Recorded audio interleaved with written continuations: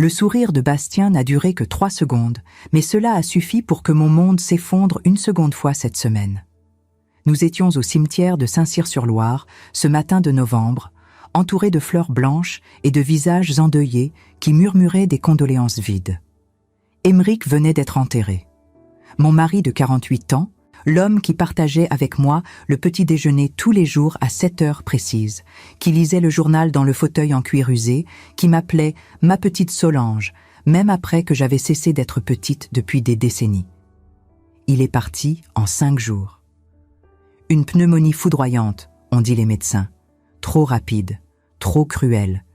Et moi, Solange Estève, veuve à 69 ans, j'étais là, debout, essayant de comprendre comment la vie pouvait changer si brutalement alors que le monde autour continuait de tourner comme si rien ne s'était passé. Mais c'est à cet instant, quand les dernières pelletées de terre tombaient sur le cercueil en chêne, que j'ai perçu quelque chose qui m'a glacé de l'intérieur.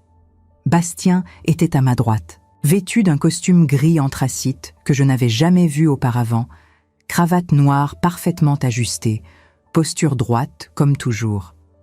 Il fixait la fosse. Et puis, pendant un bref moment qui sembla s'étirer comme une éternité, ses lèvres se sont courbées. Ce n'était pas un tremblement nerveux. Ce n'était pas un réflexe involontaire. C'était un sourire. Discret, contenu, mais indéniable. Un sourire à l'enterrement de son propre père. J'ai senti mes jambes faiblir. Je me suis accrochée au bras de ma sœur Odette, qui était de mon autre côté tenant un mouchoir trempé, mais elle n'a rien remarqué. Personne n'a remarqué. Seulement moi. Parce qu'une mère voit toujours ce que personne d'autre ne peut voir. Et ce que j'ai vu à ce moment m'a rempli d'une terreur silencieuse que je ne pouvais nommer. J'ai essayé de me convaincre que je me trompais, que le deuil me faisait voir des choses où il n'y avait rien, que mon esprit épuisé me jouait des tours. Mais je connaissais mon fils. Je connaissais chaque expression de ce visage que j'avais moi-même mis au monde, chaque mimique, chaque masque qu'il savait si bien porter. Et c'est alors qu'elle est apparue. Une femme que je n'avais jamais vue de ma vie. Elle devait avoir une 50aine d'années, peut-être moins, portant un manteau de laine bordeaux qui contrastait avec la mer de noir qui nous entourait. Cheveux châtains attachés en chignon bas, peau très claire, yeux profonds et intenses qui semblaient porter un poids invisible. Elle n'était pas avec le groupe principal de personnes qui accompagnaient l'enterrement. Elle était restée plus en retrait, presque cachée derrière un grand cyprès, observant tout en silence. Quand nos regards se sont croisés, elle a commencé à marcher vers moi avec des pas lents et décidés, comme quelqu'un qui porte un message urgent, mais ne sait pas bien comment le délivrer. Mon cœur s'est emballé. Il y avait quelque chose dans sa façon de se mouvoir, dans l'expression grave de son visage, qui me disait que ce n'était pas de simples condoléances de quelqu'un qui avait connu Aymeric. Elle s'est arrêtée à quelques centimètres de moi, si près que j'ai pu sentir l'odeur douce de lavande qui émanait de son manteau. Ses yeux, d'un brun presque doré, m'ont fixé avec une intensité troublante. Et puis, se penchant légèrement pour que moi seule puisse entendre, elle a murmuré d'une voix rauque et chargée d'urgence qui m'a donné la chair de poule de la tête aux pieds. « Madame Estève, attention. Seulement ça, 2 mots. Et avant que je puisse réagir, avant que je puisse demander qui elle était ou ce que cela signifiait, elle s'éloignait déjà, disparaissant entre les vieilles pierres tombales et les visiteurs qui commençaient à se disperser. J'ai essayé de la suivre des yeux, mais elle a disparu comme de la fumée, avalée par la brume fine qui commençait à envelopper le cimetière. Je suis restée paralysée, le cœur battant de manière désordonnée et l'esprit tournant dans 1000 directions différentes. Attention, prudence. Mais prudence envers quoi? Envers qui? J'ai regardé à nouveau Bastien. Il discutait avec l'oncle Hervé, gesticulant poliment, l'expression maintenant parfaitement composée, comme si rien ne s'était passé. Comme s'il n'avait pas souri sur la tombe de son propre père.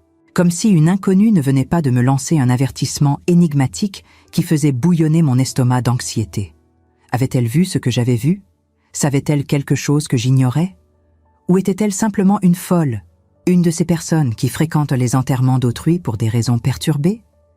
Mais quelque chose en moi, une voix ancienne et sage que j'avais appris à écouter au fil de près de 7 décennies de vie, me disait que non.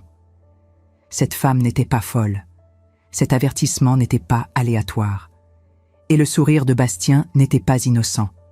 Il y avait quelque chose de profondément faux qui se passait, quelque chose que je ne comprenais pas encore complètement, mais qui commençait déjà à déchirer les bords de ma réalité comme un ongle grattant du vieux papier. La mort d'Aymeric avait été trop rapide, trop naturelle, trop opportune. Et moi, qui avais toujours été l'épouse dévouée, la mère aimante, la femme qui préférait croire au meilleur des gens, j'ai senti pour la première fois en décennies une méfiance viscérale monter dans ma gorge comme de la bile. Mon deuil, qui aurait dû n'être que douleur et nostalgie, s'était transformé en autre chose. Quelque chose de plus sombre, de plus dangereux. Parce que quand une mère commence à douter de son propre fils, quand une veuve commence à questionner la mort de son mari, il n'y a pas de retour en arrière possible. Il n'y a que la vérité devant, peu importe à quel point elle peut être terrible. À ce moment, avec le vent froid de novembre, coupant mon visage et l'odeur de terre humide envahissant mes poumons, j'ai pris une décision qui allait tout changer. J'allais découvrir ce qui se passait. J'allais comprendre qui était cette femme et pourquoi elle m'avait alerté. J'allais enquêter sur chaque détail des derniers jours d'Aymeric, chaque conversation, chaque comportement étrange que j'avais peut-être ignoré par naïveté ou fatigue. Parce que s'il y avait une chose que j'avais apprise en presque 70 ans de vie, c'est que les plus grandes trahisons viennent toujours de là où on les attend le moins, et les secrets les plus mortels sont ceux enterrés avec les morts. Bastien s'est approché de moi, posant sa main sur mon épaule, avec une délicatesse étudiée. « Maman, rentrons à la maison. Tu as besoin de te reposer. » Sa voix était douce, préoccupée, parfaite. Mais quand j'ai regardé dans ses yeux, ce que j'y ai vu m'a fait trembler. Il y avait quelque chose là que je ne reconnaissais pas, quelque chose de froid, de calculateur. Et pour la première fois de ma vie, j'ai eu peur de mon propre fils. J'ai souri en retour, un sourire aussi faux que le sien avait été quelques minutes plus tôt, et j'ai acquiescé. « Oui, mon chéri, rentrons à la maison. » Mais pendant que nous marchions entre les sépultures vers le portail du cimetière, pendant qu'Odette tenait mon bras et que les gens nous entouraient d'embrassades vides, mon esprit était déjà ailleurs. Je n'allais pas me reposer. Je n'allais pas accepter des réponses toutes faites. J'allais creuser profondément, plus profondément que cette fosse où Aymeric reposait maintenant. Parce qu'une chose je savais avec une certitude absolue, mon mari n'était pas mort d'une pneumonie. Et mon fils le savait. La pluie a commencé à tomber quand nous sommes montés dans la voiture. De grosses gouttes qui frappaient le verre comme des doigts impatients. Et moi, Solange Estève, veuve récente et mère méfiante, j'ai regardé par la fenêtre embuée en sentant que ma vraie vie ne faisait que commencer. Parce que parfois, la vieillesse n'apporte pas seulement des rides et de la fatigue. Parfois, elle apporte de la clarté et du courage. Et la détermination féroce de ne pas mourir sans connaître toute la vérité, même si elle détruit tout ce que vous avez cru aimer. Vous savez, il y a des moments dans la vie où tout change en un clin d'œil, n'est-ce pas? Et quand cela arrive, quand le sol disparaît sous nos pieds, nous avons besoin de quelque chose pour nous retenir. Si cette histoire touche votre cœur, si vous aussi avez déjà senti que quelque chose n'allait pas, mais ne saviez pas quoi exactement, laissez votre soutien ici. Un geste simple, mais qui signifie beaucoup pour moi en ce moment. Et dites-moi, d'où m'écoutez-vous maintenant? J'aimerais savoir que je ne suis pas seule dans ce voyage. Les jours suivants ont été un brouillard épais de visites protocolaires, de repas que je touchais à peine et de nuits interminables où le sommeil ne venait jamais. Notre maison à Saint-Cyr-sur-Loire, cet appartement de 3 pièces au 3e étage d'un immeuble des années 50, avec vue sur la Loire, s'était transformé en un mausolée silencieux où chaque objet criait l'absence d'Aymeric. Sa tasse à café était encore dans l'évier. Ses lunettes de lecture sur la petite table d'angle.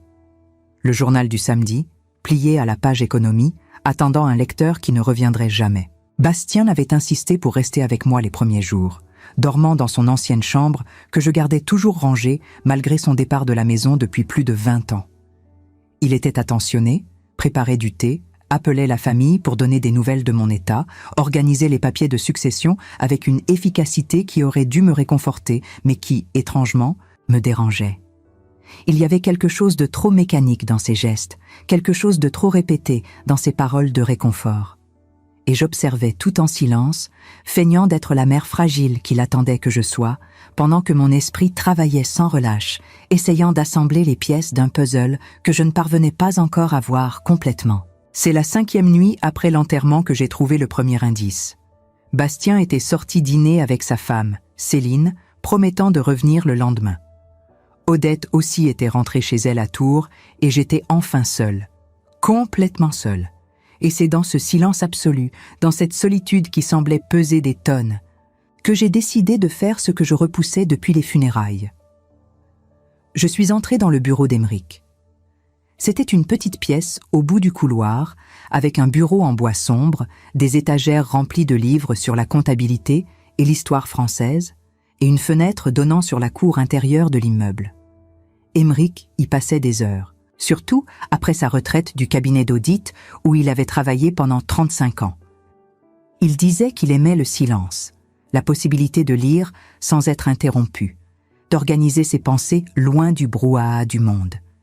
J'avais toujours respecté cet espace, j'y entrais rarement sans qu'il m'appelle.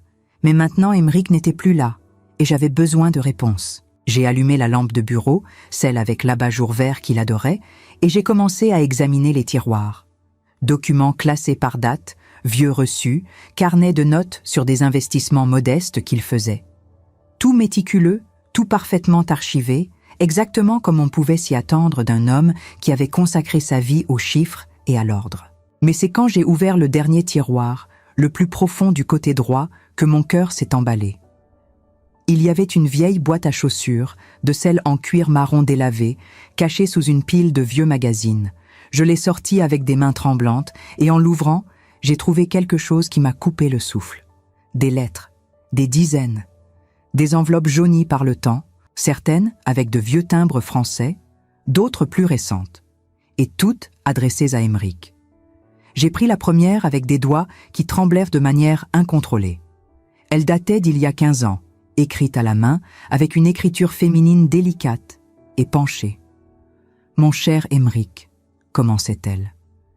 Et au fur et à mesure que je lisais, ligne après ligne, les mots construisaient une réalité que je n'avais jamais imaginée possible. Mon mari avait eu une maîtresse, une femme nommée Marguerite. Et d'après le ton des lettres, par l'affection avec laquelle elle écrivait, par l'amour qui débordait de chaque phrase, ce n'avait pas été qu'une simple liaison passagère. Ça avait été une relation profonde, durable, qui s'était étendue sur des années. J'ai senti comme si le sol s'ouvrait sous mes pieds. Mes mains ont lâché la lettre et je me suis appuyée contre le bord du bureau, essayant de respirer, essayant de traiter cette information dévastatrice qui réécrivait des décennies de ma vie. Aymeric m'avait trompée, pendant des années. Pendant que je préparais le dîner, pendant que je m'occupais de la maison, pendant que je vieillissais à ses côtés en croyant que nous étions un couple solide, uni, fidèle, il avait une autre femme, une autre vie, un autre amour. Les larmes sont venues chaudes et furieuses, coulant sur mon visage ridé sans que j'essaie de les retenir. Mais avec la douleur est venue autre chose, une colère froide, une détermination croissante. Parce que si Aymeric m'avait caché cela pendant si longtemps, qu'avait-il encore caché? Et plus important, Bastien le savait-il? Ce sourire à l'enterrement, cette femme au manteau bordeaux, tout commençait à prendre un sens terrible et troublant. J'ai continué à lire les lettres, l'une après l'autre, plongeant dans cette histoire parallèle qui avait existé sans que je le sache. Marguerite était professeure de littérature, vivait à Tours, avait rencontré Aymeric pour la première fois lors d'un congrès de comptabilité où elle donnait une conférence sur la gestion culturelle. La connexion avait été immédiate, écrivait-elle. Et ce qui avait commencé comme une amitié intellectuelle s'était transformé en quelque chose qu'aucun des deux n'avait pu contrôler. Les lettres parlaient de rencontres discrètes, d'après-midi volés dans de petits hôtels, d'appels téléphoniques en cachette et de la douleur constante de vivre un amour qui ne pouvait être vécu pleinement. Mais c'est la dernière lettre de la boîte qui m'a fait cesser de respirer. Elle datait de seulement 6 mois. Et dedans, Marguerite écrivait quelque chose qui m'a complètement glacée. « Aymeric, je ne peux plus vivre ainsi. Bastien est au courant pour nous. Il est venu me voir la semaine dernière.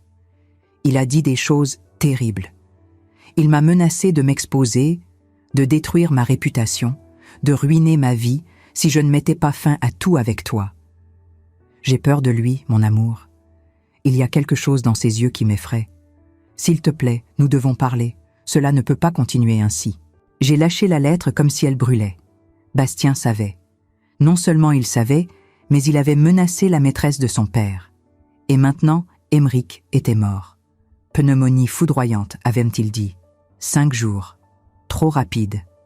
Mon Dieu, que se passait-il? Mon esprit a commencé à connecter des points que je ne voulais pas connecter, à dessiner un scénario qui me rendait physiquement malade. Est-ce que Bastien avait fait quelque chose? Serait-il possible que mon propre fils... Non, ce ne pouvait pas être. C'était de la folie de penser ainsi.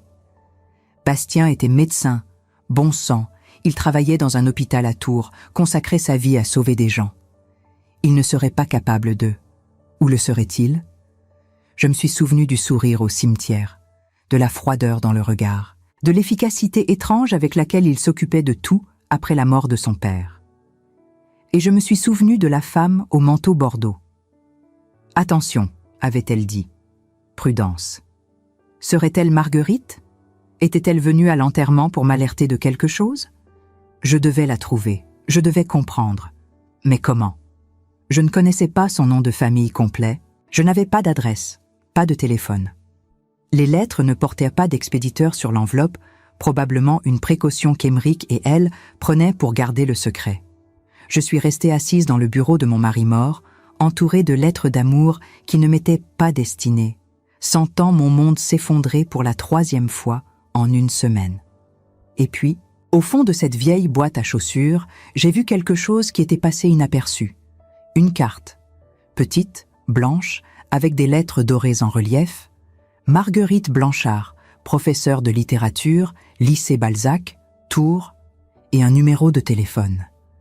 Ma main a saisi cette carte comme si c'était la dernière planche de salut dans un naufrage. J'allais l'appeler, j'allais la rencontrer.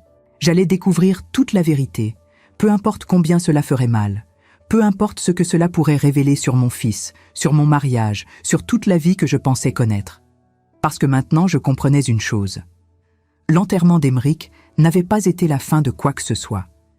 Ça n'avait été que le début. Le début d'une enquête que moi, Solange Estève, femme de presque 70 ans qui avait toujours évité les conflits et préféré la paix à la vérité, j'étais déterminée à mener jusqu'aux dernières conséquences. J'ai rangé la carte dans la poche de ma robe de chambre, éteint la lumière du bureau et suis retournée dans ma chambre. Mais je n'ai pas dormi. Je suis restée allongée dans le noir, fixant le plafond, écoutant le tic-tac de l'horloge au mur et planifiant mes prochaines étapes. Au matin, j'appellerai Marguerite. Je fixerai un rendez-vous. Et je découvrirai ce qui était vraiment arrivé à Aymeric. Et si Bastien était impliqué d'une manière ou d'une autre dans la mort de son propre père, alors j'affronterais cette vérité aussi. Parce qu'être mère ne signifie pas fermer les yeux sur le mal. Cela signifie avoir le courage de le voir, même quand il porte le visage de celui qu'on aime le plus. Le lendemain matin, je me suis réveillée avec une détermination que je ne me connaissais pas. La pluie battait contre les vitres de ma chambre, créant une mélodie monotone qui semblait accompagner le rythme frénétique de mes pensées. Il était à peine 7 heures, mais j'étais déjà debout, habillée d'un pantalon gris et d'un pull en laine beige, tenant dans ma main tremblante la carte de visite de Marguerite Blanchard. Le papier était légèrement jauni sur les bords, preuve qu'il avait été conservé pendant des années dans cette boîte à chaussures cachée, témoin silencieux d'une vie parallèle dont j'ignorais tout. J'ai préparé du café, mes gestes automatiques masquant la tempête qui faisait rage à l'intérieur de moi. Chaque gorgée du liquide amer me donnait un peu plus de courage, un peu plus de clarté. Je devais appeler Marguerite. Je devais la rencontrer. Mais comment aborder une femme qui avait été l'amante de mon mari pendant des années? Que lui dirais-je? Comment réagirais-je face à elle? Ces questions tournèrent dans ma tête comme des oiseaux prisonniers cherchant désespérément une sortie. À 8 heures précises, j'ai composé le numéro. Mon cœur battait si fort que j'entendais le sang pulser dans mes oreilles. Une sonnerie. 2, 3. J'étais sur le point de raccrocher, me disant que c'était peut-être un signe, que je devrais laisser le passé enterré avec Aymeric, quand une voix féminine a répondu. Douce, légèrement enrouée, avec cette élégance naturelle que seules certaines femmes cultivées possèdent. « Allô ?» Elle semblait prudente, comme si elle attendait un appel qu'elle redoutait en même temps. J'ai pris une profonde inspiration. « Madame Blanchard ? Marguerite Blanchard ?» Ma voix tremblait malgré mes efforts pour la contrôler. « Je suis Solange Estève, la femme d'Aymeric. » Il y a eu un silence. Long, pesant, je pouvais presque sentir son choc à travers la ligne téléphonique. Puis, dans un souffle, « Mon Dieu, Madame Estève, je suis désolée, tellement désolée. »« Nous devons nous voir, » ai-je dit, coupant court à ses excuses. Je n'étais pas prête pour la compassion, pas maintenant. Aujourd'hui, si possible, c'est important. C'est au sujet d'Aymeric et de Bastien. À la mention du nom de mon fils, j'ai entendu sa respiration s'accélérer. « Bastien » a-t-elle répété, et il y avait de la peur dans sa voix. Une peur palpable qui confirmait mes soupçons les plus sombres. « Oui, nous devons parler. Il y a un café près de la gare de Tours, le Relais. Connaissez-vous ? » « Je vous y retrouve à 11h. » ai-je répondu avant de raccrocher, ne lui laissant pas le temps de changer d'avis ou de poser des questions auxquelles je n'avais pas encore de réponse. Le trajet en train de Saint-Cyr-sur-Loire à Tours n'a duré que 15 minutes, mais chaque seconde semblait s'étirer indéfiniment. Je regardais le paysage défiler par la fenêtre, les champs détrempés par la pluie nocturne, les maisons aux toits d'ardoise, les vignobles endormis de l'automne, et je me demandais qui j'étais devenue. Une semaine plus tôt, j'étais Solange Estève, épouse dévouée, mère aimante, femme ordinaire menant une vie ordinaire. Aujourd'hui, j'étais une veuve trahie en route pour rencontrer la maîtresse de son mari mort, soupçonnant son propre fils d'être impliqué dans quelque chose d'horrible. Le Relais était un café traditionnel avec des banquettes en velours rouge usé et des tables en bois sombre portant les marques de décennies de conversation. L'odeur de café fraîchement moulu se mélangeait à celle du pain grillé et de la fumée de cigarettes qui s'attardait malgré l'interdiction. Je l'ai vue immédiatement, assise au fond, près de la fenêtre, exactement telle que je l'avais aperçue au cimetière. Le manteau bordeaux était posé sur le dossier de sa chaise, révélant un chemisier crème simple mais élégant. Ses cheveux châtains étaient détachés maintenant, encadrant un visage aux traits fins, marqué par le chagrin et l'anxiété. Nos regards se sont croisés et j'ai vu ses yeux s'emplir de larmes. Elle s'est levée à demi, hésitante, ne sachant pas si elle devait venir vers moi ou attendre. J'ai traversé le café avec toute la dignité que je pouvais rassembler et me suis assise en face d'elle sans un mot. Pendant un long moment, nous nous sommes simplement regardés. Deux femmes qui avaient aimé le même homme, liées maintenant par sa mort et par les secrets qu'elle laissait derrière elle. « Je ne sais pas par où commencer », a-t-elle finalement murmuré, ses mains serrant nerveusement une tasse de thé déjà froid. « Je ne m'attendais pas à ce que vous sachiez. Aymeric m'avait juré que vous ne découvririez jamais. »« Les morts gardent mal leurs secrets, » ai-je répondu, ma voix plus dure que je ne l'aurais voulu. « J'ai trouvé vos lettres hier soir, toutes, y compris la dernière. » Elle a pâli visiblement. « Alors vous savez, pour Bastien, pour ce qu'il a fait. » Mon sang s'est glacé. Qu'est-ce qu'il a fait exactement, Marguerite ? J'avais besoin de l'entendre de sa bouche, besoin de confirmation pour cette terreur qui grandissait en moi depuis le cimetière. Elle a regardé autour d'elle nerveusement, comme si elle craignait que quelqu'un n'écoute, puis s'est penchée vers moi. « Il y a 6 mois, Bastien m'a contacté. Je ne sais toujours pas comment il a découvert notre liaison, mais il savait tout.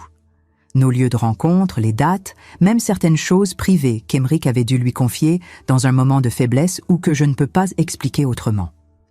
Il est venu me voir au lycée, m'a attiré dans un café exactement comme celui-ci et m'a dit les choses les plus cruelles que j'ai jamais entendues. Sa voix s'est brisée et elle a bu une gorgée d'eau avant de continuer. Il m'a dit que j'étais une destructrice de famille, une femme sans morale qui profitait de la faiblesse de son père. Il m'a menacé de tout révéler, de contacter mon directeur, d'informer mes collègues, de ruiner ma réputation professionnelle. Mais ce n'était pas le pire. Le pire, c'était son regard. Il y avait quelque chose de vide dans ses yeux, comme s'il prenait plaisir à ma peur, comme s'il savourait chaque mot qui me faisait mal. Je sentais mes mains trembler. C'était mon fils qu'elle décrivait, mon Bastien, le petit garçon que j'avais bercé, que j'avais élevé, en qui j'avais mis tous mes espoirs. Qu'avez-vous fait? J'ai accepté de rompre avec Aymeric, a-t-elle avoué, les larmes coulant maintenant librement sur ses joues. Que pouvais-je faire d'autre? Bastien avait raison sur un point. J'avais contribué à briser votre famille, même si je ne vous connaissais pas, même si je n'avais jamais voulu vous faire de mal. J'ai écrit cette dernière lettre à Aymeric, lui expliquant que c'était fini, que je ne pouvais plus continuer. Mais je ne lui ai pas dit pourquoi exactement. J'avais trop peur de ce que Bastien pourrait faire. Et Aymeric, comment a-t-il réagi? Le visage de Marguerite s'est tordu de douleur. Il était dévasté. Il m'a appelé pendant des semaines, me suppliant de lui expliquer, me demandant ce qu'il avait fait de mal. Je n'ai pas répondu à ses appels. C'était la chose la plus dure que j'ai jamais faite, mais je pensais que c'était mieux ainsi. Pour lui, pour vous, pour moi. Elle a essuyé ses larmes avec le dos de sa main. Puis, il y a 3 semaines, j'ai reçu un dernier message d'Aymeric. Il disait qu'il savait que Bastien m'avait menacé. Il disait qu'il allait tout arranger, qu'il allait parler à son fils et mettre les choses au clair une fois pour toutes. Il semblait déterminé, presque soulagé, comme s'il attendait ce moment depuis longtemps. Mon cœur s'est arrêté. Et ensuite, sa voix n'était plus qu'un murmure terrifié. 2 jours après ce message, Aymeric est mort. Pneumonie foudroyante, a dit le journal. Mais Madame Estève, Aymeric était en parfaite santé. Je l'ai vu 3 semaines avant sa mort, nous avons eu une dernière conversation téléphonique difficile et il était fort, vigoureux, pas du tout malade. Comment quelqu'un peut-il passer d'une santé parfaite à mort en 5 jours? La question flottait entre nous comme un fantôme accusateur. J'ai fermé les yeux, essayant de repousser la conclusion horrible vers laquelle chaque élément me poussait. Vous pensez que Bastien... Je ne sais pas quoi penser, a-t-elle interrompu précipitamment, mais ses yeux disaient le contraire. Elle savait. Nous savions toutes les deux, même si aucune de nous n'osait prononcer les mots. C'est pour ça que je suis venue à l'enterrement. Je devais vous voir, vous avertir. Quand je vous ai aperçu là-bas, si fragile, si perdu, et que j'ai vu Bastien à vos côtés, jouant le fils parfait, j'ai su que je devais faire quelque chose. Je ne pouvais pas vous laisser dans l'ignorance, pas après tout ce qui s'était passé. Que voulez-vous que je fasse avec ces informations? Ai-je demandé, ma voix à peine audible. C'est mon fils, Marguerite, mon propre fils. Comment puis-je le soupçonner de... Je ne pouvais pas finir la phrase. Le mot restait coincé dans ma gorge, trop monstrueux pour être prononcé. Meurtre. Mon fils aurait-il pu tuer son père? Marguerite a tendu sa main à travers la table et a touché la mienne. C'était un geste étrangement intime venant de la femme qui avait été l'amante de mon mari. Mais à ce moment-là, nous n'étions plus rivales. Nous étions 2 femmes unies par le chagrin, par la peur et par la terrible nécessité de découvrir la vérité. « Vous devez enquêter », a-t-elle dit fermement. « Parlez aux médecins qui ont traité Aymeric. Vérifiez son dossier médical. Bastien est médecin lui-même, n'est-ce pas ? Il travaille à l'hôpital de Tours. Il aurait eu accès à des médicaments, à des moyens de... Mon Dieu, je ne peux même pas croire que je dis ces choses. » Mais elle avait raison. Bastien était cardiologue. Il travaillait au service de cardiologie de l'hôpital Trousseau. Il connaissait les médicaments, les dosages, les façons dont un corps pouvait être poussé au-delà de ses limites sans que cela paraisse suspect. Si quelqu'un pouvait faire passer un meurtre pour une mort naturelle, c'était bien un médecin. Et pas n'importe quel médecin. Mon propre fils. Il y a autre chose, a ajouté Marguerite après un moment d'hésitation. Quelque chose qu'Aymeric m'a dit lors de notre dernière conversation. Il était agité, nerveux, ce qui ne lui ressemblait pas. Il a mentionné que Bastien avait des problèmes financiers graves. Apparemment, il avait investi dans une clinique privée qui avait fait faillite, perdant énormément d'argent. Émeric m'a confié qu'il avait refusé de l'aider financièrement parce qu'il désapprouvait la façon dont Bastien gérait sa vie. Il disait que son fils devait apprendre à assumer les conséquences de ses choix. Mon sang s'est glacé dans mes veines. Des problèmes financiers, un père qui refuse d'aider, un héritage qui deviendrait disponible en cas de mort de ce père. Les pièces du puzzle continuaient de s'assembler, formant une image que je refusais désespérément de voir, mais qui devenait de plus en plus claire. « Savez-vous combien Bastien devait ?» ai-je demandé, ma voix tremblante. Émeric a parlé de plusieurs centaines de milliers d'euros, des dettes importantes envers des investisseurs privés qui commençaient à faire pression. Bastien était au bord de la ruine professionnelle et personnelle. J'ai senti le café devenir oppressant, les murs se rapprocher, l'air devenir trop épais pour respirer. Je me suis levé brusquement, cherchant ma veste avec des gestes maladroits. Je dois partir. Je dois réfléchir. Marguerite s'est levée aussi. Madame Estève Solange, elle utilisait maintenant mon prénom, franchissant une barrière invisible entre nous. Soyez prudente. Si Bastien a vraiment fait ce que nous pensons, il est dangereux. Ne le confrontez pas directement. Rassemblez d'abord les preuves. Et s'il vous plaît, restez en contact avec moi. Voici mon numéro personnel. Elle a griffonné quelque chose sur une serviette en papier et me l'a tendue. J'ai pris la serviette, nos mains se touchant brièvement. « Pourquoi faites-vous cela ?» ai-je demandé. « Après tout ce qui s'est passé, pourquoi m'aidez-vous » Ses yeux se sont remplis de larmes fraîches. Parce que j'ai aimé Émeric. Vraiment aimé.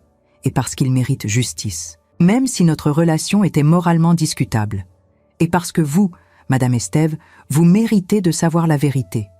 C'est le minimum que je puisse faire après toutes ces années de mensonges.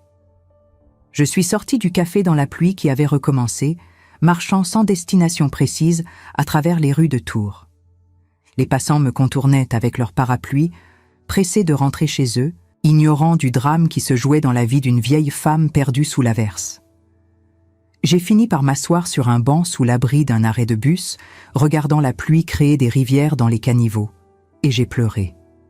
J'ai pleuré pour Émeric et sa double vie. J'ai pleuré pour les années perdues dans l'ignorance. J'ai pleuré pour Bastien et ce qu'il était peut-être devenu. Mais surtout, j'ai pleuré pour moi-même, pour la femme naïve qui croyait connaître sa famille alors qu'elle ne connaissait que les masques qu'il portait. Quand je suis rentrée à Saint-Cyr-sur-Loire ce soir-là, trempée jusqu'aux os, épuisée émotionnellement, j'ai trouvé Bastien dans mon salon. Il était assis sur le canapé, feuilletant un magazine, l'image même de la décontraction. « Maman !» Il s'est exclamé en me voyant. « Où étiez-vous ? J'étais inquiet. Vous n'avez pas répondu à mes appels. » J'ai réalisé que j'avais éteint mon téléphone après l'appel avec Marguerite. Je suis allée me promener.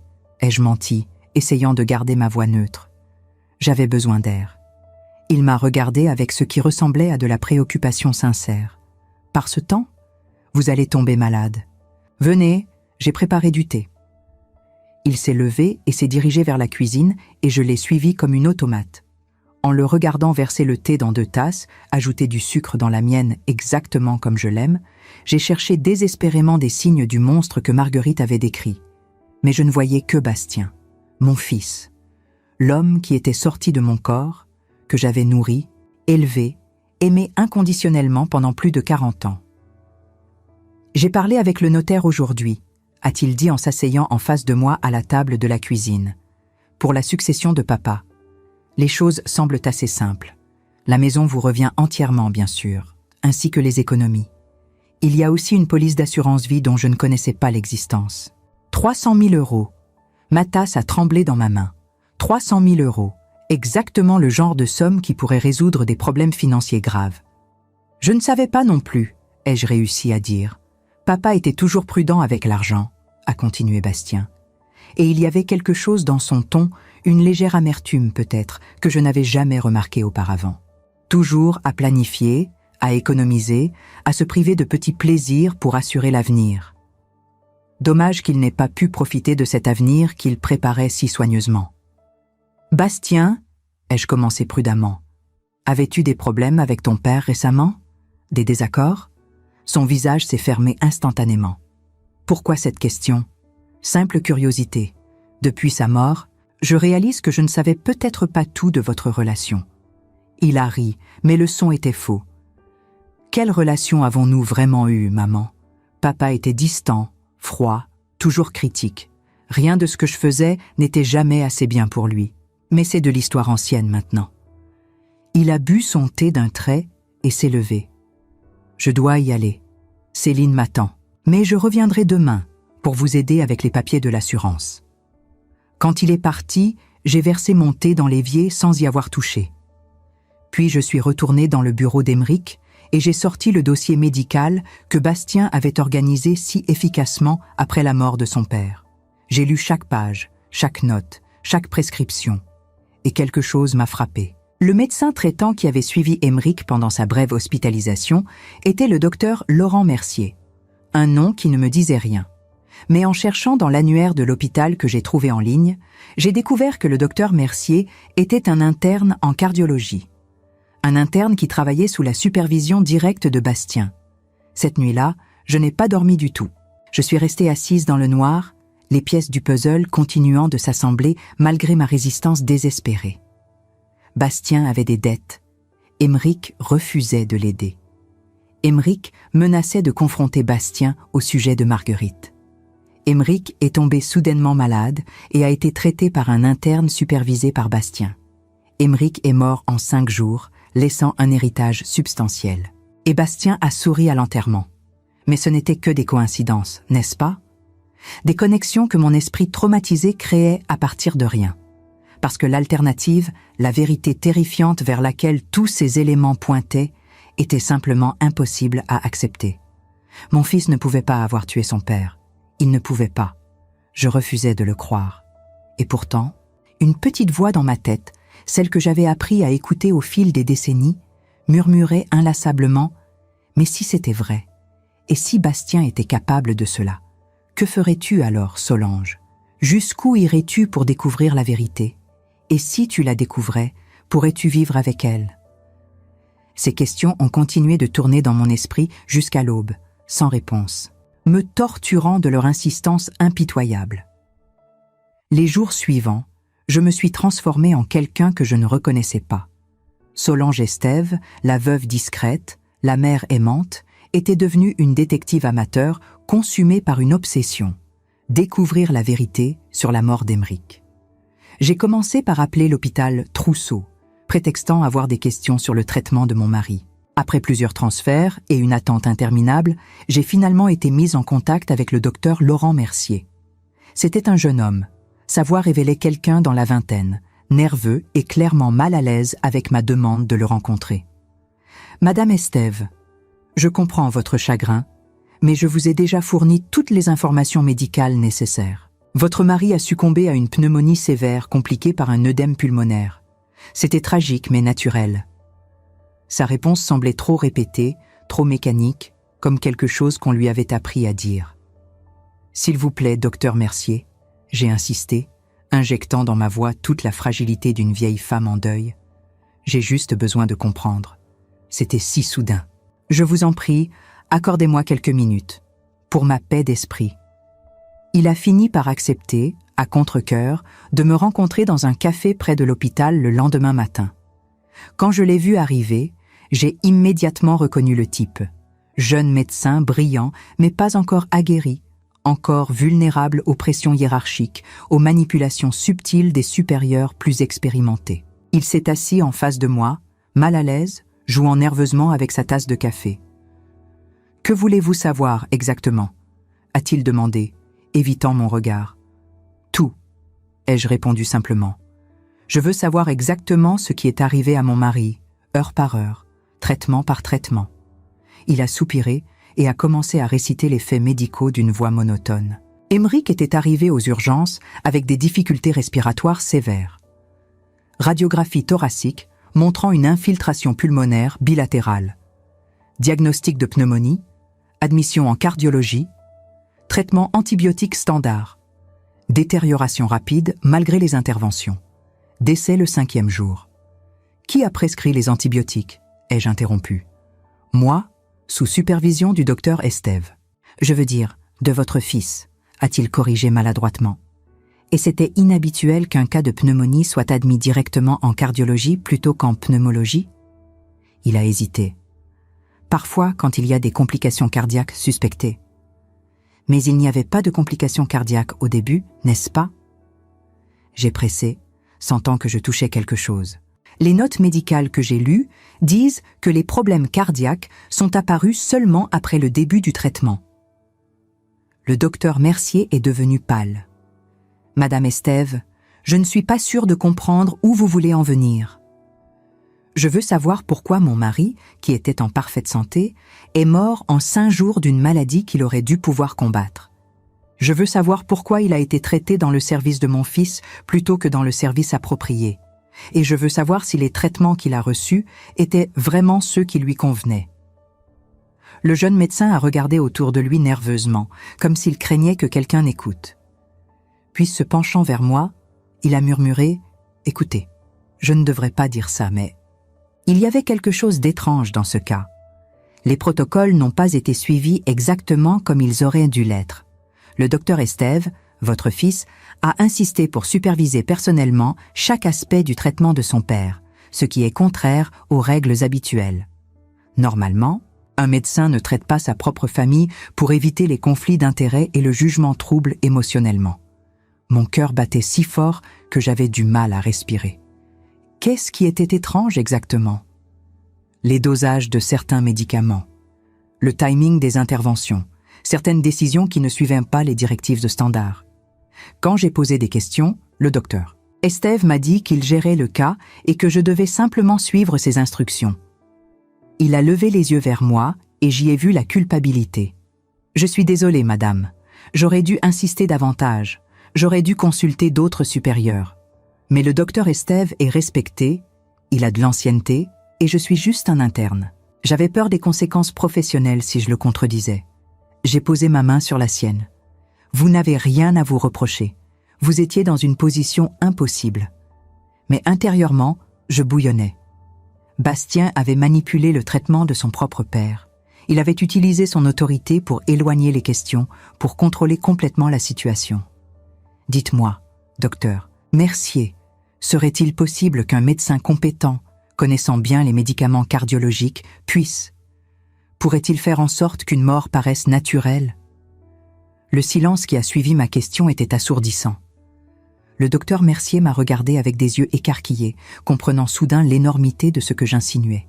« Madame Estève, vous ne pouvez pas.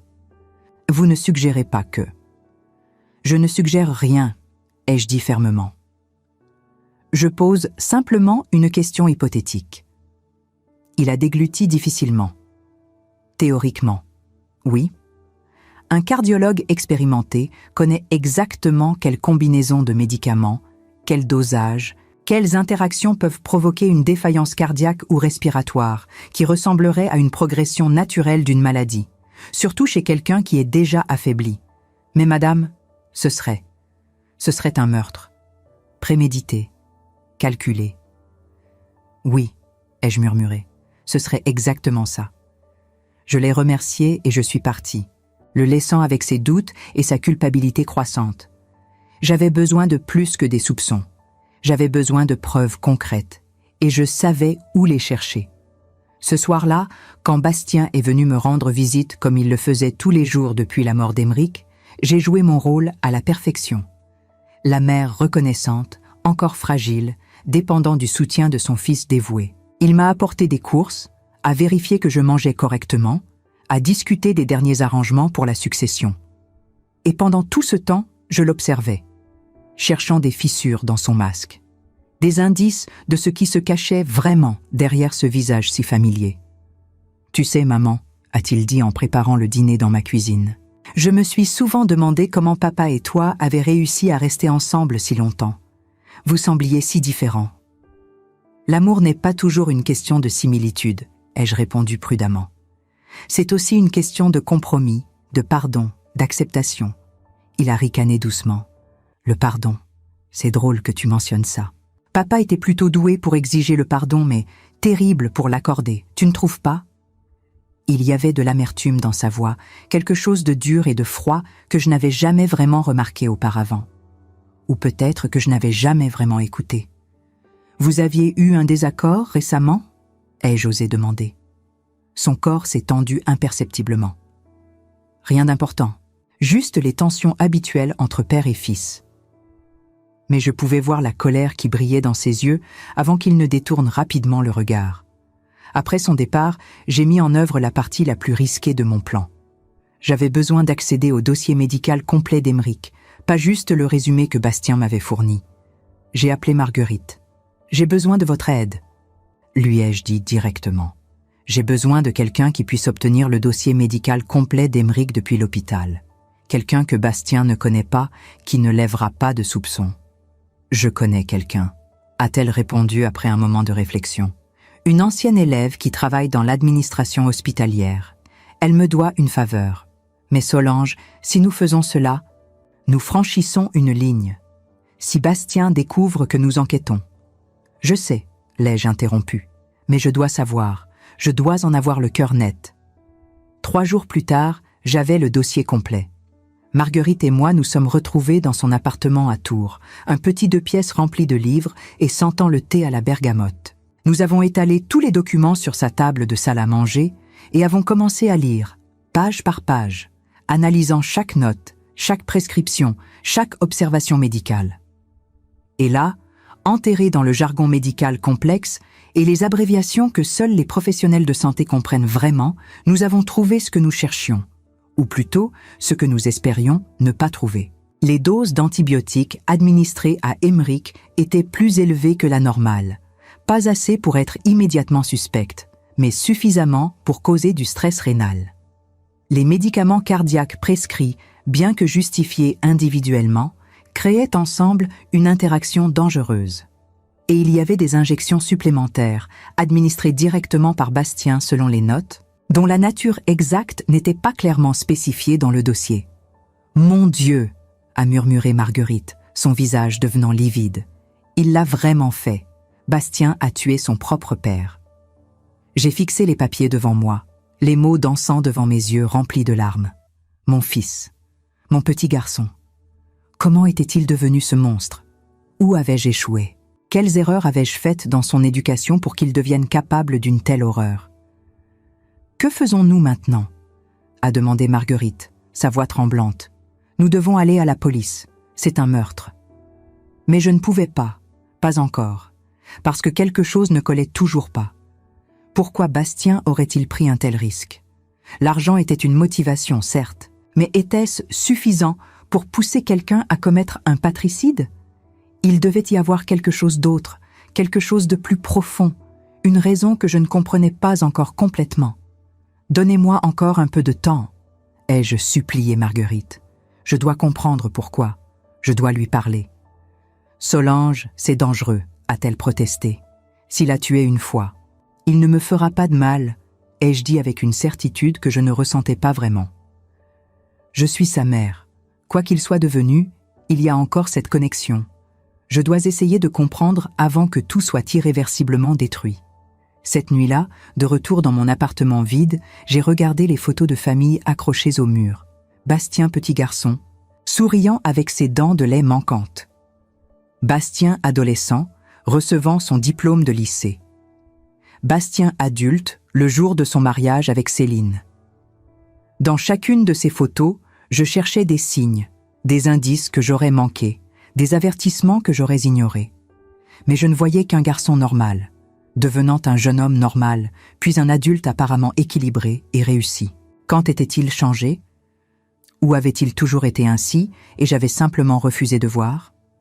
Le lendemain matin, j'ai appelé Bastien. « J'ai besoin de te parler. C'est important. » Ma voix était calme, déterminée.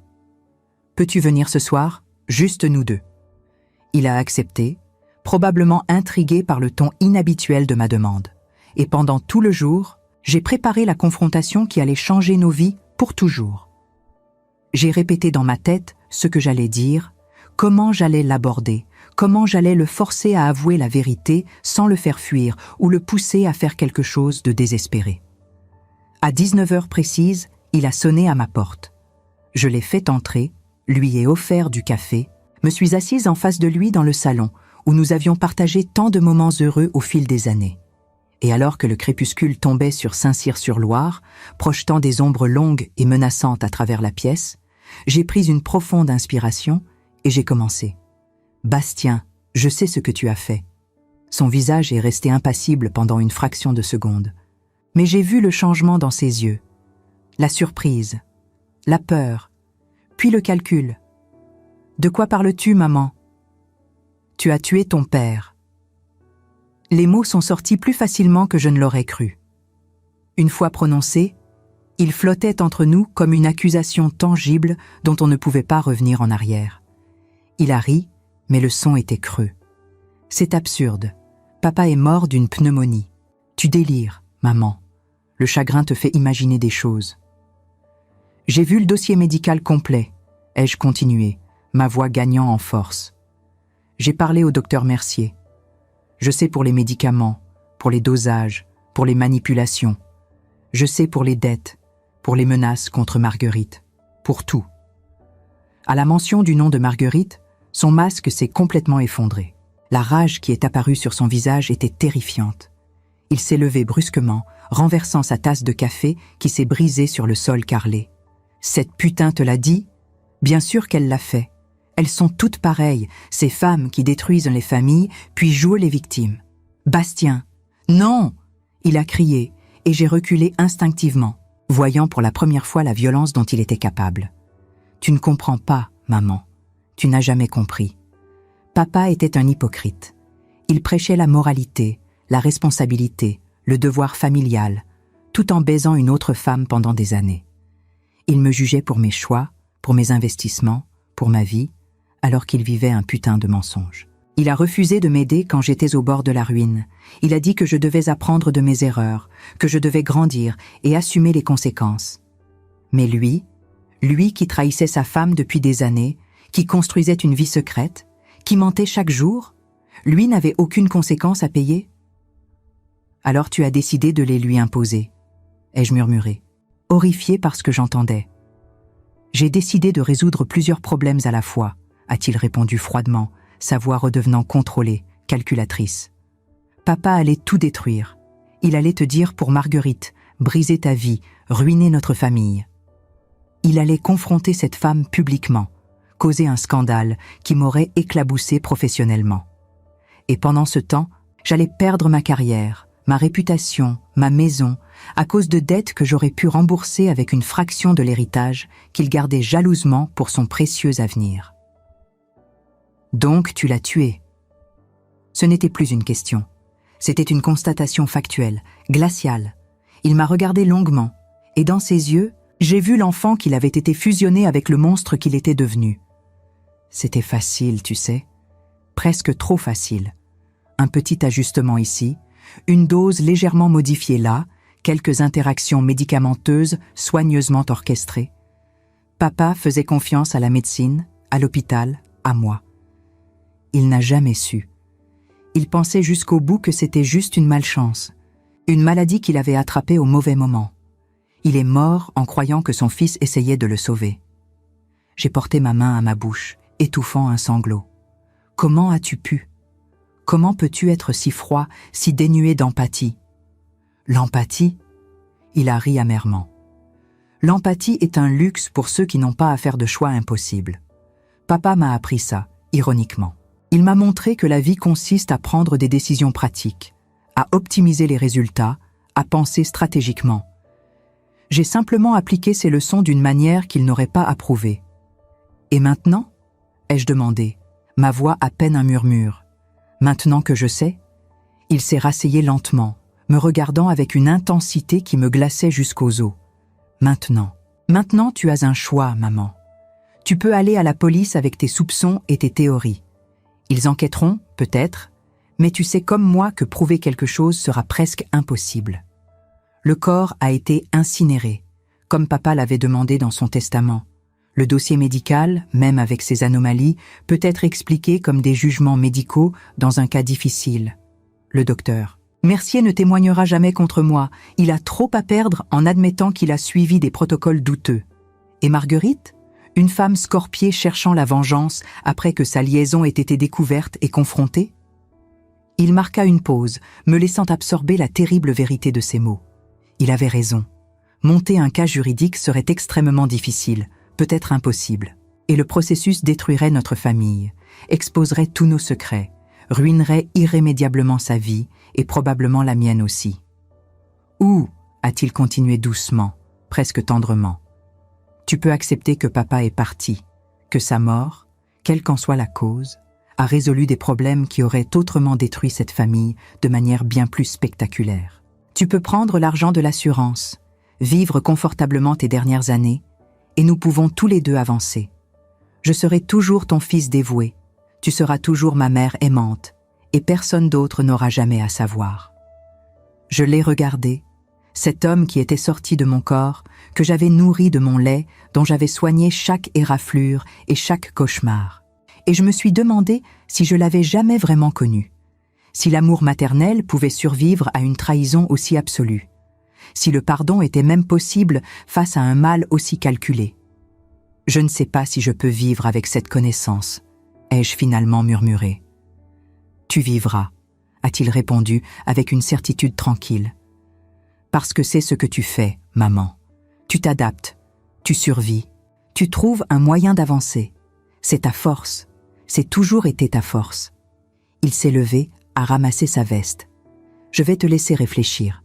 Prends ton temps, mais rappelle-toi, quelle que soit ta décision, rien ne ramènera papa.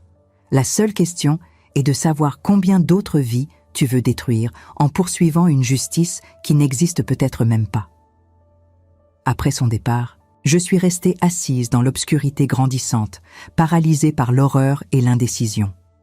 Mon fils était un meurtrier, un patricide. Et il venait essentiellement de m'offrir le choix entre la complicité silencieuse et l'autodestruction mutuelle. Quel choix une mère fait-elle quand toutes les options sont impossibles? Les jours qui ont suivi ma confrontation avec Bastien ont été les plus longs et les plus tortueux de ma vie. Je me suis retrouvée dans un état de suspension étrange, incapable de manger, de dormir, ou même de penser clairement. L'appartement qui avait été mon foyer pendant tant d'années était devenu une prison, chaque coin me rappelant soit Aymeric et les mensonges de notre mariage, soit Bastien et l'horrible vérité de ce qu'il avait fait. Marguerite appelait quotidiennement, me pressant de prendre une décision, de contacter les autorités, de faire quelque chose. Mais j'étais paralysée, déchirée entre mon devoir de justice pour Aymeric et mon amour maternel indéfectible pour Bastien, aussi monstrueux qu'il se soit révélé être. C'est finalement Odette qui m'a sortie de cette spirale d'inaction. Elle est apparue à ma porte un matin sans prévenir, est entrée avec sa détermination habituelle et m'a trouvée toujours en robe de chambre à midi, l'appartement en désordre autour de moi. « Ça suffit », a-t-elle déclaré fermement. « Je ne sais pas ce qui se passe exactement, Solange, mais tu ne peux pas continuer comme ça. Tu es en train de te détruire. » Je l'ai regardée, ma sœur cadette qui avait toujours été plus forte que moi, plus pragmatique, plus courageuse. Et j'ai pris une décision. Pas celle que Marguerite attendait, pas celle que la loi exigerait, mais la seule que mon cœur et ma conscience pouvaient accepter. « Odette », ai-je dit lentement, choisissant mes mots avec soin, « si tu découvrais quelque chose de terrible sur quelqu'un que tu aimes, quelque chose qui pourrait détruire des vies si c'était révélé, que ferais-tu » Elle m'a regardé longuement, ses yeux perçants essayant de déchiffrer ce que je disais vraiment. « Ça dépend », a-t-elle finalement répondu. « Si la vérité peut apporter justice et paix, je la révélerai. Mais si elle ne peut apporter que douleur et destruction sans rien résoudre vraiment, alors peut-être que certaines vérités sont mieux gardées enfouies. » Ces paroles ont résonné en moi, validant une décision que je pensais déjà avoir prise, mais que je n'osais pas m'avouer. Je ne pouvais pas prouver ce que Bastien avait fait, pas vraiment. Le corps d'Aymeric était cendre maintenant, dispersé dans le jardin qu'il aimait selon ses dernières volontés. Les preuves médicales étaient ambiguës au mieux. Et même si par miracle je réussissais à monter un cas, le processus détruirait tant de vies, la mienne, celle de Bastien, celle de Céline qui ne savait probablement rien, celle de nos petits-enfants éventuels. Mais ne rien faire, accepter passivement ce qui s'était passé, serait une trahison envers Aymeric et envers moi-même. Il devait y avoir une troisième voie, quelque chose entre la vengeance légale et la complicité silencieuse. J'ai appelé Bastien cet après-midi-là. Nous devons parler à nouveau. Viens ce soir. Quand il est arrivé, je pouvais voir la tension dans sa posture, l'inquiétude dans ses yeux. Il ne savait pas quelle décision j'avais prise.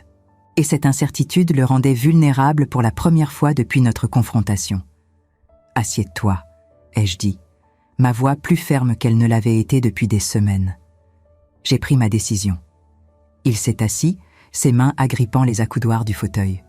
« Et ? » ?»« Je ne vais pas à la police, » ai-je commencé, et j'ai vu son corps se détendre légèrement. « Pas parce que je te pardonne, et certainement pas parce que je pense que tu ne mérites pas de punition. Mais parce que détruire ta vie maintenant ne ramènera pas ton père, et cela détruirait aussi beaucoup d'innocents au passage. « Maman, laisse-moi finir, » l'ai-je interrompu sévèrement. « Tu vas m'écouter et tu vas accepter mes conditions. Sinon, je change d'avis et je fais ce que Marguerite me supplie de faire depuis des semaines. » Il a hoché la tête silencieusement, attendant. « Premièrement, tu vas utiliser l'argent de l'héritage de ton père. Pas pour payer tes dettes stupides, mais pour créer une fondation de bourses en son nom. Des bourses pour de jeunes étudiants en médecine qui n'ont pas les moyens financiers. Émeric croyait en l'éducation, en donner aux autres l'opportunité qu'il a eue. Cette fondation sera son véritable héritage, pas l'argent qui a motivé sa mort. » Bastien a pâli, mais n'a pas protesté. « Deuxièmement, tu vas aller voir un thérapeute. Pas quelqu'un de superficiel, mais un vrai professionnel spécialisé dans les troubles de la personnalité. Tu vas faire ce travail sur toi-même, comprendre ce qui est brisé en toi, et tu vas essayer de le réparer. Je ne te le demande pas pour toi, mais pour toutes les personnes que tu pourrais blesser à l'avenir si tu ne changes pas. Maman, je ne suis pas malade. »« Si, tu l'es, » ai-je dit fermement. « Une personne en bonne santé mentale ne tue pas son propre père, peu importe les justifications. Il y a quelque chose de profondément cassé dans ton empathie, dans ton sens moral, et tu vas y travailler. » Il a serré les mâchoires mais a finalement acquiescé. « Troisièmement, et c'est peut-être le plus important, je veux que tu vois Marguerite et que tu t'excuses. Vraiment. Pas une excuse performative, mais une vraie prise de conscience de la douleur que tu lui as causée. Elle a perdu l'homme qu'elle aimait, tout comme moi. Mais elle doit en plus vivre avec la peur et la culpabilité que tu as plantées en elle. Je ne peux pas. Tu peux et tu le feras, ai-je insisté. Ou bien tout ce dont nous avons parlé ne servira à rien. Les excuses, la vraie remorse, c'est le début de la rédemption. Sans ça, tu n'es qu'un monstre calculateur qui a échappé à la justice, pas un homme qui essaie de réparer ses torts. Il y a eu un long silence. Bastien me regardait comme s'il me voyait vraiment pour la première fois, comme s'il réalisait que la mère qu'il pensait manipuler avait en fait plus de force qu'il ne l'avait jamais imaginé. « Et si je refuse ?»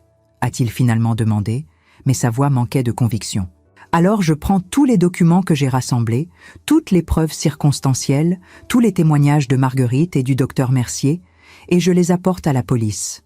Ça ne sera peut-être pas suffisant pour une condamnation, mais ce sera suffisant pour détruire ta réputation, ta carrière, ta vie. Et je vivrai avec les conséquences de cette décision parce qu'au moins, j'aurai essayé de faire ce qui était juste. » Il m'a regardé longtemps, calculant, pesant ses options. Puis, lentement, il a hoché la tête. « D'accord, je ferai tout ce que tu demandes. »« Bien, » ai-je dit, sentant un poids immense se lever légèrement de mes épaules. « Une dernière chose, Bastien. Notre relation a changé pour toujours. Je ne peux plus te regarder comme je le faisais avant. Je ne peux plus te faire confiance aveuglément.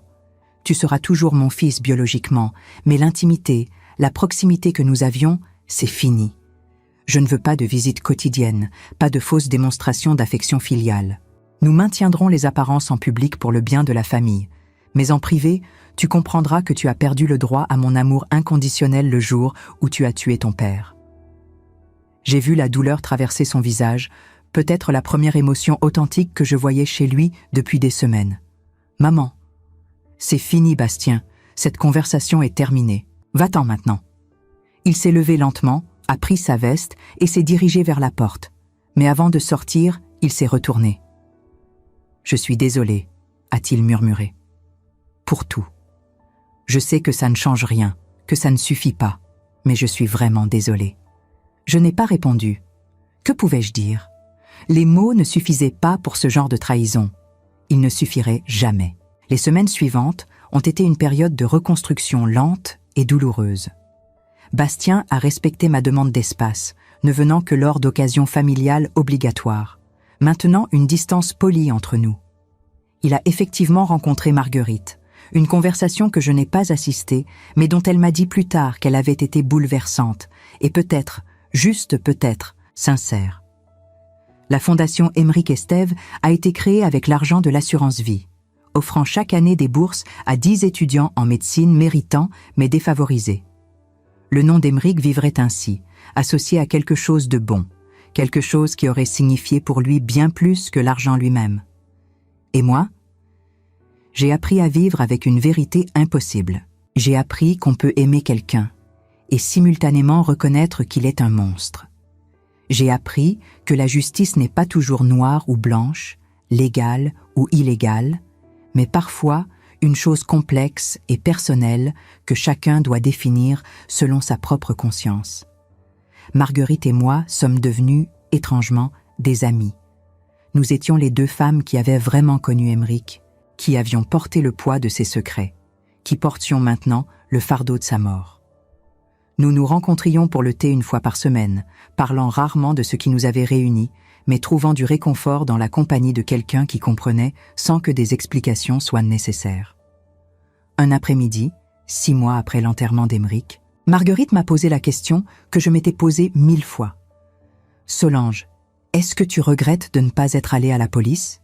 Est-ce que tu penses avoir fait le bon choix ?» J'ai regardé par la fenêtre de son appartement, observant les gens dans la rue vaquer à leurs occupations quotidiennes, inconscients des drames silencieux qui se jouent derrière les façades ordinaires. « Je ne sais pas. » ai-je finalement répondu honnêtement. Certains jours, je me réveille en colère contre moi-même pour avoir laissé Bastien s'en tirer. D'autres jours, je me dis que j'ai choisi une forme de justice plus profonde, plus significative qu'une peine de prison qui n'aurait peut-être jamais eu lieu de toute façon. « Tu ne penses pas qu'il pourrait recommencer ?» a-t-elle demandé. Sa voix trahissant la peur qui la hantait encore. « Je ne sais pas », ai-je répété, « mais je le surveille. Je reste en contact avec son environnement professionnel discrètement, et je me suis assurée qu'il sait que si jamais, il fait quoi que ce soit qui suggère qu'il est toujours dangereux, je n'hésiterai pas une seconde à révéler tout ce que je sais. Ma protection n'est pas inconditionnelle. Elle dépend de sa rédemption authentique. Tu crois à la rédemption alors ? Elle semblait surprise. Je crois que je dois y croire, ai-je dit doucement. Sinon, qu'est-ce qui me reste ? Un fils monstre et aucun espoir ? Non, je choisis de croire que même les personnes qui ont commis des actes terribles peuvent changer, peuvent grandir, peuvent devenir meilleures. Peut-être que je me trompe sur Bastien. Peut-être qu'il joue simplement un nouveau rôle pour m'apaiser. Mais tant qu'il continue à faire les bonnes choses, tant que personne d'autre n'est blessé, alors j'ai peut-être choisi le moindre mal. Nous sommes restées assises en silence après cela. Deux femmes liées par une tragédie, trouvant une sorte de paix imparfaite dans l'acceptation que la vie offre rarement des résolutions nettes, des fins heureuses, ou même des réponses claires à nos questions les plus déchirantes. Le soir de ce jour-là, de retour dans mon appartement, je me suis assise dans le fauteuil préféré d'Aymeric, tenant dans mes mains une photo de nous prise lors de notre 25e anniversaire de mariage. Nous sourions à l'appareil, ignorant alors de tous les secrets qui s'accumulaient déjà entre nous, de toutes les trahisons à venir, de la fin tragique qui nous attendait. « Je ne sais pas si j'ai bien fait, Aymeric », ai-je murmuré à l'homme sur la photo. « Je ne sais pas si tu aurais voulu que je laisse Bastien impuni. Mais je crois que tu aurais compris ma décision. Tu as toujours dit que la famille était compliquée, que l'amour n'était jamais simple, que parfois, les meilleures décisions sont celles qui blessent le moins plutôt que celles qui sont parfaitement justes. » Bien sûr, il n'a pas répondu. Les morts gardent leurs opinions pour eux, laissant les vivants se débattre avec les choix impossibles et les conséquences imprévisibles. En fin de compte, voici ce que j'ai appris de cette terrible épreuve. La vie ne nous offre pas toujours des choix clairs entre le bien et le mal. Parfois, nous sommes coincés entre plusieurs mauvais choix et tout ce que nous pouvons faire est choisir celui avec lequel nous pouvons vivre. J'ai choisi de protéger mon fils tout en exigeant qu'il change. J'ai choisi de créer du bien à partir du mal qu'il a commis. J'ai choisi de vivre avec la connaissance terrible de ce qu'il a fait plutôt que de détruire ce qui restait de notre famille. Était-ce le bon choix? Je ne le saurais probablement jamais avec certitude. Mais c'était mon choix, fait avec toute la sagesse que 70 années de vie m'ont donnée, avec tout l'amour et toute la douleur d'une mère qui a vu son enfant devenir quelque chose qu'elle ne pouvait jamais avoir imaginé. Et maintenant, je continue à vivre. Je continue à me réveiller chaque matin dans cet appartement rempli de souvenirs. Je continue à voir Marguerite pour le thé. Je continue à maintenir une relation distante mais civile avec Bastien. Je continue à surveiller discrètement, à m'assurer qu'il tient ses promesses, à guetter tout signe qu'il pourrait redevenir dangereux. C'est épuisant, c'est douloureux. Ce n'est certainement pas la fin de vie paisible que j'avais imaginée. Mais c'est ma réalité maintenant, et je l'accepte avec toute la force et la dignité que je peux rassembler. Parce qu'au bout du compte, c'est ce que nous faisons, nous les survivants. Nous portons nos fardeaux impossibles. Nous vivons avec nos vérités insupportables. Nous trouvons un moyen d'avancer, un jour à la fois, même quand le chemin semble impossible. Et peut-être, juste peut-être, nous trouvons une sorte de rédemption dans cette survie elle-même. Pas le pardon complet, pas l'oubli, mais quelque chose de plus précieux. L'acceptation que la vie est infiniment plus compliquée que nous ne le pensions dans notre jeunesse, et le courage de vivre pleinement malgré cette complexité. C'est mon histoire, c'est ma vérité. Et maintenant, à 70 ans, veuve et mère d'un fils qui a tué son père, je continue à vivre. Parce que c'est tout ce que nous pouvons faire vraiment. Continuer à vivre, à respirer, à espérer que nos choix, aussi imparfaits soient-ils, ont apporté un peu plus de lumière que d'obscurité dans ce monde souvent incompréhensible. Et le soir, quand je ferme les yeux, je murmure une prière silencieuse. Pour Émeric, qui méritait mieux que la fin qu'il a eue. Pour Marguerite, qui porte encore les cicatrices de cet amour impossible. Pour Bastien, que j'espère désespérément voir vraiment changer un jour. Et pour moi-même, que je trouve la paix avec les décisions que j'ai prises, sachant que j'ai fait de mon mieux dans une situation où il n'y avait pas de bonne réponse. La vie continue, imparfaite, compliquée, parfois belle malgré tout. Et nous continuons avec elle, portant nos histoires secrètes, nos vérités privées, nos fardeaux invisibles, trouvant la force de sourire au monde même quand notre cœur saigne en silence. C'est la leçon finale que cette épreuve m'a enseignée. Et c'est la leçon que je partage maintenant avec vous, qui avez écouté mon histoire jusqu'au bout. La vie n'est pas un conte de fées avec des fins heureuses garanties. Mais elle peut quand même avoir du sens, de la dignité et même une certaine forme de beauté si nous avons le courage de la vivre pleinement, honnêtement et avec compassion, même quand elle nous brise le cœur. Vous venez d'entendre mon histoire. Une histoire que je n'aurais jamais imaginé vivre à mon âge, quand on croit avoir tout vu, tout compris de la vie et des êtres qu'on aime. Mais la vérité, cette vérité terrible qui m'a obligée à regarder mon propre fils dans les yeux en sachant ce qu'il avait fait, elle ne m'a pas laissé le choix. Et maintenant, je me retrouve devant vous, une vieille femme qui porte un secret trop lourd, qui a choisi un chemin dont elle ne sait toujours pas s'il était le bon. Je pense souvent à vous qui m'écoutez, à celles et ceux qui, comme moi, ont vécu assez longtemps pour comprendre que la vie n'est jamais en noir et blanc, que l'amour et la trahison peuvent cohabiter dans le même cœur, que nos propres enfants peuvent devenir des étrangers dont nous ne reconnaissons plus le visage. Certains d'entre vous ont peut-être vécu des moments où vous avez dû choisir entre la vérité et la paix, entre la justice et la famille. Vous avez peut-être porté des secrets qui vous ont déchiré l'âme, pris des décisions qui vous hantent encore la nuit quand le silence devient trop pesant. Alors je vous pose cette question, non pas par curiosité, mais parce que j'ai vraiment besoin de savoir que je ne suis pas seule dans ce voyage impossible. Si vous aviez été à ma place, qu'auriez-vous fait?